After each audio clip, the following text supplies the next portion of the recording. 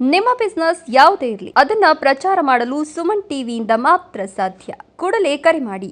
KPRS 19ನೇ ಜಿಲ್ಲಾ ರೈತರ ಸಮ್ಮೇಳನ ಮತ್ತು ಬಹಿರಂಗ ಸಭೆ ಭಾಗ್ಯನಗರದಲ್ಲಿ ಭರ್ಜರಿ ಆಯೋಜನೆ. ಕರ್ನಾಟಕ ಪ್ರಾಂತೀಯ ರೈತ ಸಂಘ ವತಿಯಿಂದ 19ನೇ ಜಿಲ್ಲಾ ರೈತ ಸಮ್ಮೇಳನ ಮತ್ತು ಬಹಿರಂಗ ಸಭೆಯನ್ನು ಚಿಕ್ಕಬಳ್ಳಾಪುರ ಜಿಲ್ಲೆಯ ಬಾಗೇಪಲ್ಲಿ ಭಾಗ್ಯನಗರದಲ್ಲಿ ಫೆಬ್ರವರಿ 25, 26, 2026ರಂದು ಆಯೋಜಿಸಲಾಗಿದೆ ಎಂದು ತಾಲೂಕು ಅಧ್ಯಕ್ಷ ಡಿಸಿ ಶ್ರೀನಿವಾಸ್ ತಿಳಿಸಿದರು. ಪಟ್ಟಣದ ಸುಂದರಯ್ಯ ಭವನ ಸಭಾಂಗಣದಲ್ಲಿ ನಡೆದ ಪತ್ರಿಕಾಗೋಷ್ಠಿಯಲ್ಲಿ ಮಾತನಾಡಿದ ಅವರು, ಅವಿಭಜಿತ ಕೋಲಾರ ಹಾಗೂ ಚಿಕ್ಕಬಳ್ಳಾಪುರ ಜಿಲ್ಲೆಗಳಲ್ಲಿ ಕಳೆದ 6 ದಶಕಗಳಿಂದ ಸಂಘಟನೆ ರೈತರ ಹಕ್ಕಿಗಾಗಿ ಹೋರಾಟ ನಡೆಸುತ್ತಿದೆ ಎಂದು ಹೇಳಿದರು. ಜೋಡಿ ಇನಾಮತಿ ರದ್ದತಿ, ಉಳುವವನಿಗೆ ಭೂಮಿ, ಕೃಷಿ ಕೂಲಿಕಾರರಿಗೆ ಗೋಮಾಳ, ಅರಣ್ಯ ಹಾಗೂ ಬಂಜರು ಭೂಮಿ ಮಂಜೂರು ಮಾಡುವಂತೆ ಆಗ್ರಹಿಸಿದರು. ಬೆಂಗಳೂರಿನಿಂದ ಬರುವ ಭೂಮಾಫಿಯಾಗರಿಗೆ ಸಹಕಾರ ಸಿಗುತ್ತಿದ್ದು, ಬಡ ಕುಟುಂಬಗಳಿಗೆ ಭೂಮಿ ಸಿಗದಿರುವುದು ಅಧಿಕಾರಿಗಳ ಭ್ರಷ್ಟಾಚಾರದಿಂದಾಗಿದೆ ಎಂದು ಆರೋಪಿಸಿದರು. ಈ ಬಾಗೇಪಲ್ಲಿ ಭಾಗ್ಯನಗರ ಅಂತ ಹೆಸರು ಮಾತ್ರ ಆಗಿದೆ, ಎಲ್ಲ ಬಡವರ ಭಾಗ್ಯ ಆಗಿದೆ. ಭಾಗ್ಯನಗರ ಅನ್ನೋದಕ್ಕೆ ಇದೊಂದು ನಾಮಕವಾಸ ಹೆಸರೇ ಹೊರತು ಯಾವೊಂದು ಭಾಗ್ಯನೂ ಇಲ್ಲಿ ಸಿಗ್ತಾ ಇಲ್ಲ. ಅನಾಥ ಆಗ್ಬಿಟ್ಟಿದೆ ನಮ್ಮ ಕ್ಷೇತ್ರ. ಈಗ ಗ್ರಾಮ ಪಂಚಾಯತಿ ಮೆಂಬರ್ ಇಲ್ಲ, ಜಿಲ್ಲಾ ಪಂಚಾಯತಿ ಮೆಂಬರ್ ಇಲ್ಲ, ತಾಲೂಕ್ ಪಂಚಾಯತಿ ಮೆಂಬರ್ ಇಲ್ಲ. ಈಗ ಸದ್ಯಕ್ಕೆ ನಮ್ಮ ತಾಲೂಕು ನಮ್ಮ ಎಮ್ ಎಲ್ ಎ ಅವರು ಇಲ್ಲ. ಅನಾಥವಾಗ್ಬಿಟ್ಟಿದೆ ಈ ಕ್ಷೇತ್ರ. ಈ ಕ್ಷೇತ್ರಕ್ಕೆ ಇನ್ಯಾರಪ್ಪ ಇರೋದು ಅಂತ ಹೇಳಿದ್ರೆ MP ಅವರು ಒಬ್ರು ಇದ್ದಾರೆ, ಅವ್ರ ಈ ಕಡೆ ಮುಖಾನೇ ತೋರಿಸಲ್ಲ. ಏನಾಗಿದೆ ಕ್ಷೇತ್ರ? ಇಮ್ಮೇಲೆ ಇರೋರು ಯಾವುದೋ ಒಂದು ಆರೋಪದಲ್ಲಿ ಸಿಕ್ಕೊಂಡು ಕೋರ್ಟಿಂದ ರಿಮೂವ್ ಆಗಿದ್ದಾರೆ. ಅವ್ರು ಬರ್ತಾರೋ ಇಲ್ಲೋ ಗೊತ್ತಿಲ್ಲ. ಆದರೆ ಅದರ ಜವಾಬ್ದಾರಿ ತಗೊಳ್ಳುವಂಥ ಒಬ್ಬ ಸಂಸತ್ ಸದಸ್ಯರು ಈ ಕಡೆ ಮುಖಾನೇ ಮಾಡ್ತಾ ಇಲ್ಲ. ಅಂದರೆ ಇವ್ರಿಗೆ ಯಾಕೆ ಅಧಿಕಾರಿ ಆಗಬೇಕು? ಓಟ್ ಕೊಡುವಾಗ ಮಾತ್ರ ಬಂದು ಜನರಿಗೆ ದುಬ್ಬಾಳು ಬಿಡ್ತಾರೆ, ಅವ್ರು ಕಾಲು ಇಡ್ತಾರೆ, ಕೈ ಇಡ್ತಾರೆ, ನಾವು ಉದ್ಧಾರ ಮಾಡ್ತೀವಿ ಅಂತ ಹೇಳ್ತಾರೆ. ಆದರೆ ಈಗೇನು ಮಾಡ್ತಾ ಇದ್ದೀರಿ ನೀವು? ಇನ್ನು ಮಣ್ಣು ತಿಂದು ನಿಮ್ಮ ಕ್ಷೇತ್ರಗಳಲ್ಲೇ ಮಣ್ಣು ತಿಂದು ಕೂತ್ಕೊಂತಿದ್ದೀರಾ? ಸರ್ಕಾರ ಹೇಳಿತು 5 ವರ್ಷ ಆಗೋಯ್ತು, ಜಿಲ್ಲಾ ಪಂಚಾಯತಿ ತಾಲೂಕ್ ಪಂಚಾಯತಿ ಅದು ಹಣ ಎಲ್ಲಿ ಬರುತ್ತೆ ಎಲ್ಲಿ ಹೋಗುತ್ತೆ ಅಂತ ಉದ್ಧಾರ ಮಾಡುವಂಥ ಕೆಲಸನೇ ಇಲ್ಲ. ಈಗ ತಾಲೂಕ್ ಪಂಚಾಯತಿಯಲ್ಲಿ ಈಗ ಗ್ರಾಮ ಪಂಚಾಯತಿ ಎಲೆಕ್ಷನ್ ನಡಿಬೇಕಾಗಿತ್ತು. ಗ್ರಾಮ ಪಂಚಾಯತಿ ಎಲೆಕ್ಷನ್ ಅಲ್ಲಿ ಈಗ ಗ್ರಾಮ ಪಂಚಾಯತಿ ಎಲೆಕ್ಷನ್ ಮುಂದೂಡ್ಕೊಂಡು ಹೋಗ್ತಾ ಇದ್ದಾರೆ. ಭ್ರಷ್ಟ ಸರ್ಕಾರ ಯಾವುದು BJP ಸರ್ಕಾರ 40% ಸರ್ಕಾರ ಅಂತ ಬಾಯಿ ಪಡ್ಕೊಂಡು ಜನರೆಲ್ಲ ಇವರೆಲ್ಲ ಸೌಲಭ್ಯಗಳನ್ನು ಕೊಡ್ತಾ ಇದ್ದಾರೆ.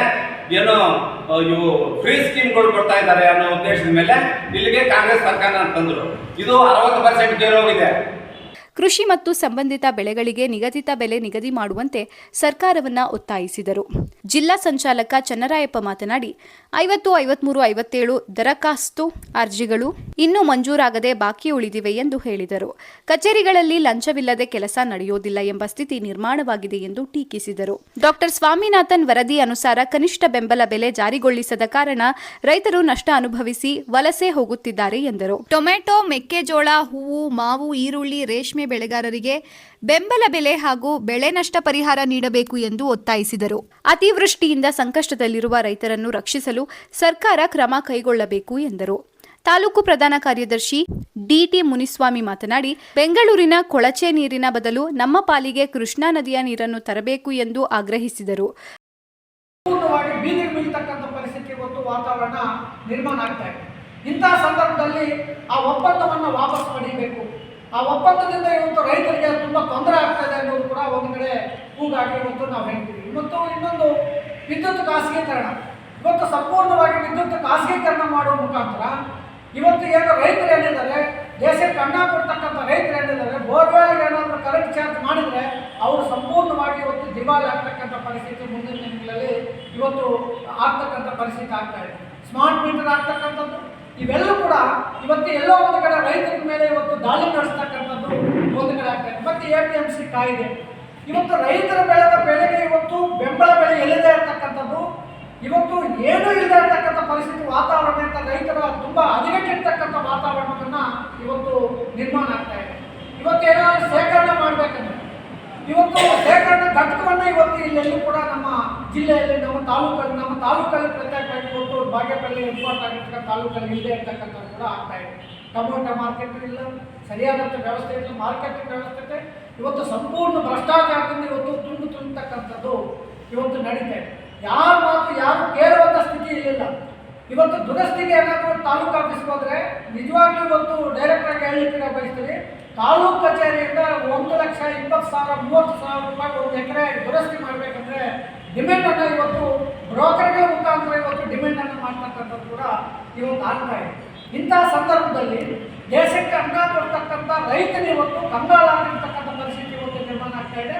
ಮತ್ತು ನಮ್ಮ ಜಿಲ್ಲೆ ತೋಟಗಾರಿಕೆ ಬೆಳೆಗಳಿಂದ ಇವತ್ತು ಸಂಪೂರ್ಣ ಇವತ್ತು ಬೆಂಬಲ ಬೆಲೆ ಇಲ್ಲದೆ ಇರ್ತಕ್ಕಂಥದ್ದು, ಮತ್ತು ಇವತ್ತು ತೋಟಗಾರಿಕೆ ಇಲಾಖೆ ಕೃಷಿ ಇಲಾಖೆಗಳಿಂದ ರೈತರಿಗೆ ಬರ್ತಕ್ಕಂಥ ಇವತ್ತು ಸೌಲಭ್ಯಗಳು ಇವತ್ತು ನೇರವಾಗಿ ರೈತರಿಗೆ ಸಿಗ್ತಾ ಇರ್ತಕ್ಕಂಥ ಮಧ್ಯವರ್ತಿಗಳ ಕೈಗೆ ಸೇರ್ತಕ್ಕಂಥದ್ದು ಕೂಡ ಇವತ್ತು ನಡೀತಾ ಇದೆ. ಜೊತೆಗೆ ಬೆಳೆ ಸಂಗ್ರಹಿಸಲು ಶೀತಲ ಗೋದಾಮುಗಳ ನಿರ್ಮಾಣ ಅಗತ್ಯವಿದೆ ಎಂದು ಹೇಳಿದರು.